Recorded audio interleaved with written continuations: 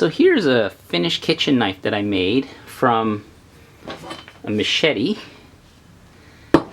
and it came out okay. I'm not as happy about the finish on the grind here. I kind of messed it up. So I'm going to remake one because I want to make a couple of these for gifts. So I'm going to have another video on making one, but in this I had already shot all the video, and instead of letting it just go to waste, I think I'll append it at the end here and just show you kind of how I did make this one, just if anyone's interested. So I have a nice maple handle on it and a little guard here. It's balanced really nice, fits my hand well, and yeah, so it's just going to be kind of a multi-purpose kitchen knife. So I'll just show you that indeed I could get a Machete, the hard carbon steel, in a Machete sharp.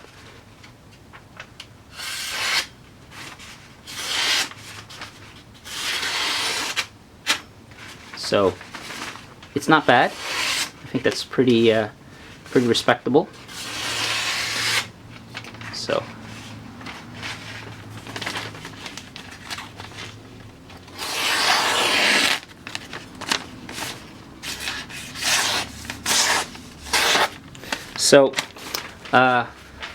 yeah, it's not bad. It's been a really long time since I've made a knife, so I figured I'd give it a try. So I'll just post at the end here how I actually made this, and I'll have a follow-up actual tutorial maybe, depending on how well I make out with the next couple, and I'll post how I did it. This is a cheap high carbon Machete. I'm going to turn it into a kitchen knife. Why? I could just go out buy a kitchen knife? Just because I can.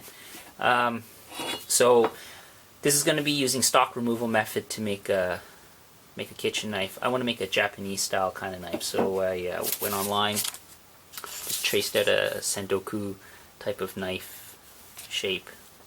So got it all traced out now. I'm going to cut out. I'm going to trace it onto the blade, cut it out, shape it, heat treat it, put a handle on it, call it done. Simple as that. So I'll just document the process as I go. And if you ask why I'm using a perfectly good Machete, it's because these are cheap. They're everywhere. It's a readily available source of high carbon steel. Probably not the best quality, but why not? I'll give it a try. See what happens. So before I draw the knife shape out on the steel, I'm going to anneal the steel so it's easier to cut and work with. I'm just going to do that by heating the steel up to like a cherry red and letting it cool slowly.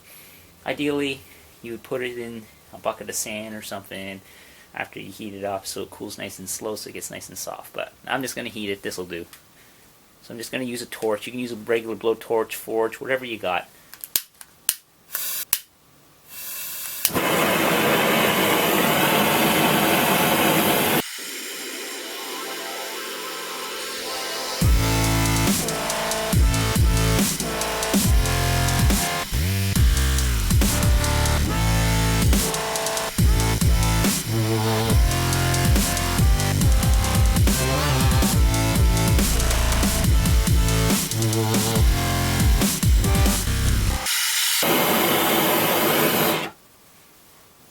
So I've heated this up to anneal it. The way you can tell if it worked or not is to take the edge of a file or some sharp metal and just scratch on it. And if it scratches, which it leaves scratches here, it means it's good. It's annealed. But over here, where I haven't, the file skates over it. Doesn't dig in at all. But over here, you can even hear the difference. Traced out the pattern now with a Sharpie out onto the steel. I'm going to cut it out. You can use whatever way you want to cut it out.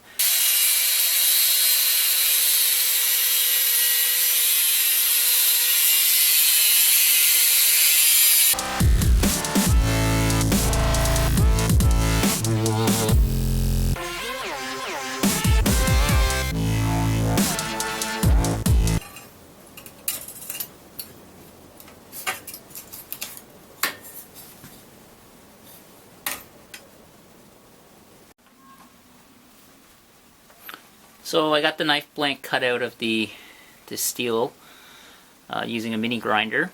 I got to clean up these lines now, and I'm going to use my belt sander. So I have two belt sanders. I have this 4x36" belt sander, and then I also have this sharpening system here that's from Lee Valley that works really nice too. I shaped all kinds of knives from this. So here's actually a sample, a knife I made on it like 10 years ago. So, you know, one of my first knives. So anyways, this is gonna grind more, and it's a little bigger, so it's gonna be a little easier, so I'm gonna start off with that and see how I make out. Alright, I'm gonna reset up the camera and start grinding away at the profile.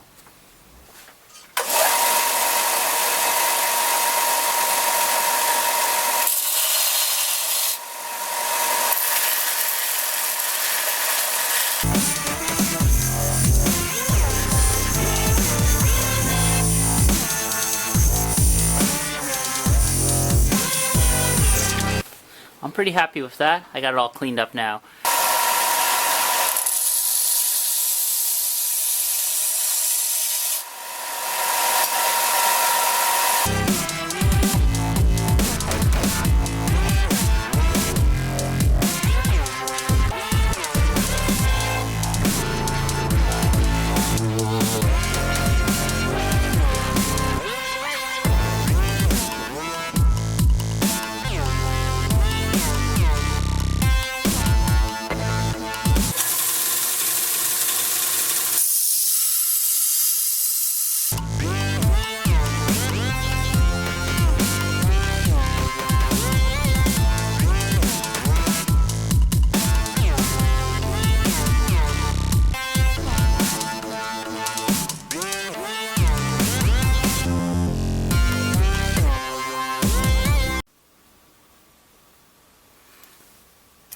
So it's coming along.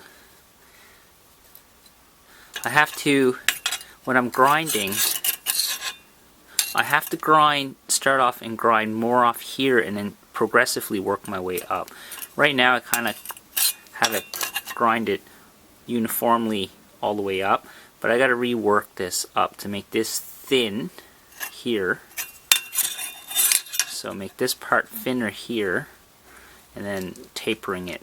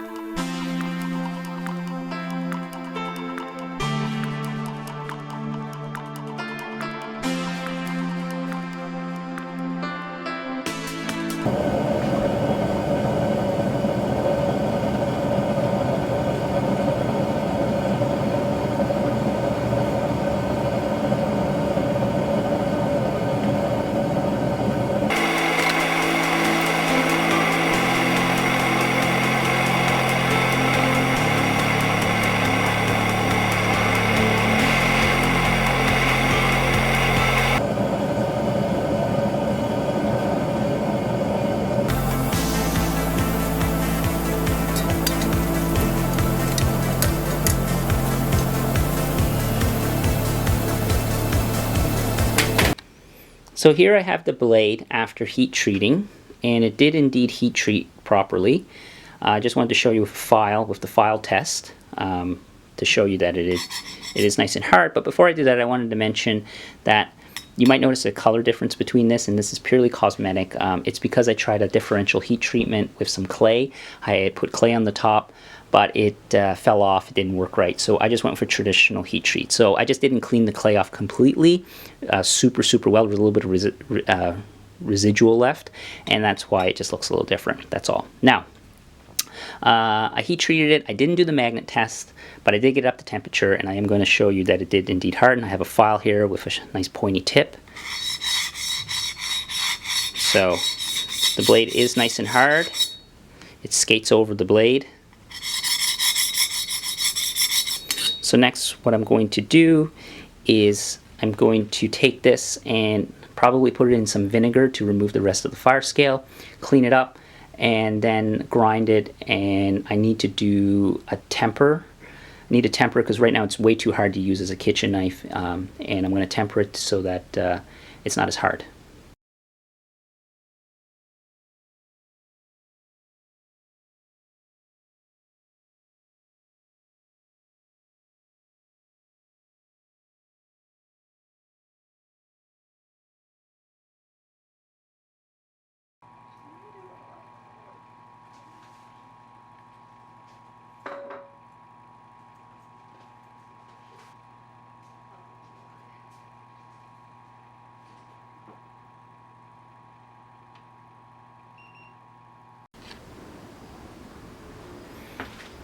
So now that the blade is annealed, I'm just going to hit it with the belt to remove the discoloration, and just now start putting the final grind and polish on this, and then I'm going to sharpen it. So right now I have a 220 grit on this.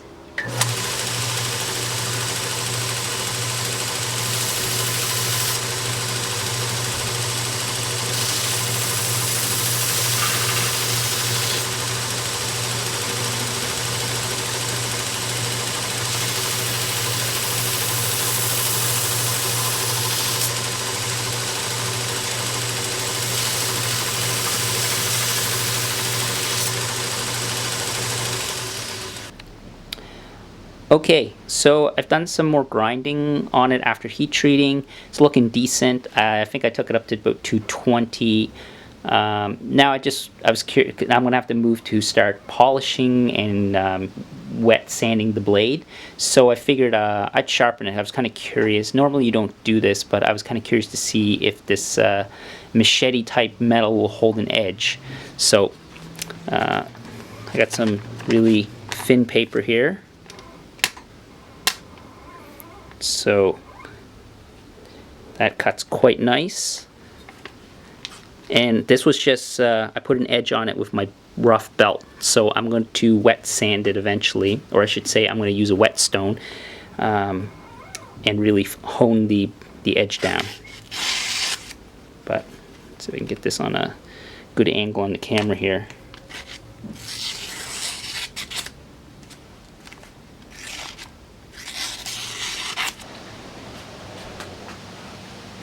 So this is 320, I believe, sandpaper, wet dry, and I'm just going to work away at this knife.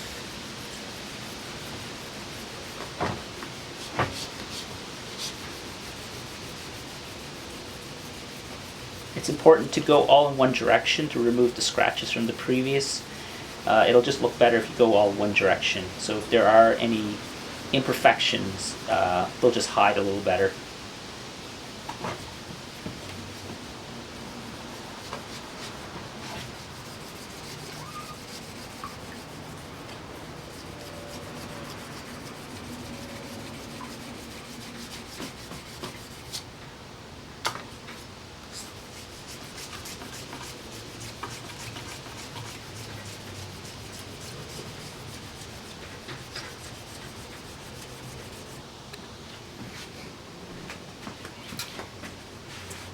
So now I've switched to, I believe it is 600. So I've just been going up through the grits.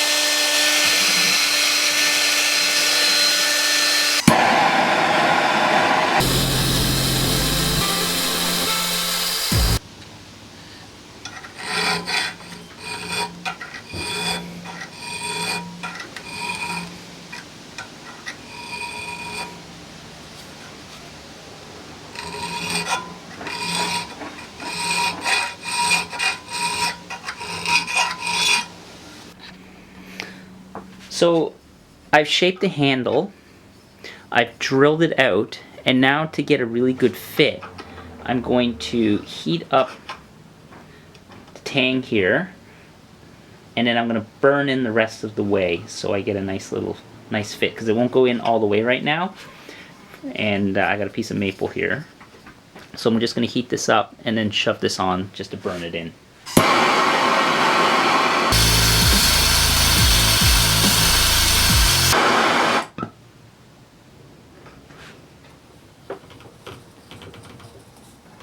And that gives me a nice fit. I don't want to heat up too much of the blade, or else, because I've already heat treated this, we're going to ruin all the heat treating we've done. But there, that's nice and snug now. I get a nice fit.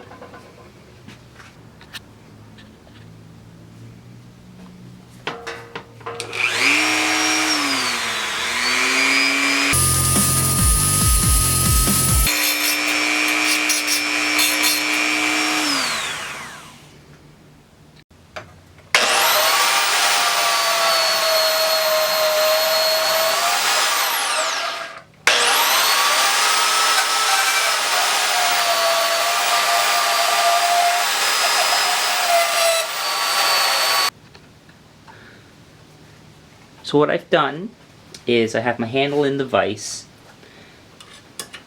and I'm going to glue everything together. I'm going to epoxy everything together. So I have the handle, I have this little plate here I've made to hide this end of the handle where the epoxy will show. So I dremeled that out so that fits nicely like that. And then the tang fits into the handle. And I'm going to use some epoxy here. I'm going to mix them up and glue it all together. I've already pre-roughed up all of the surfaces, the bottom here, this here, the tang, and I'm going to epoxy it all together.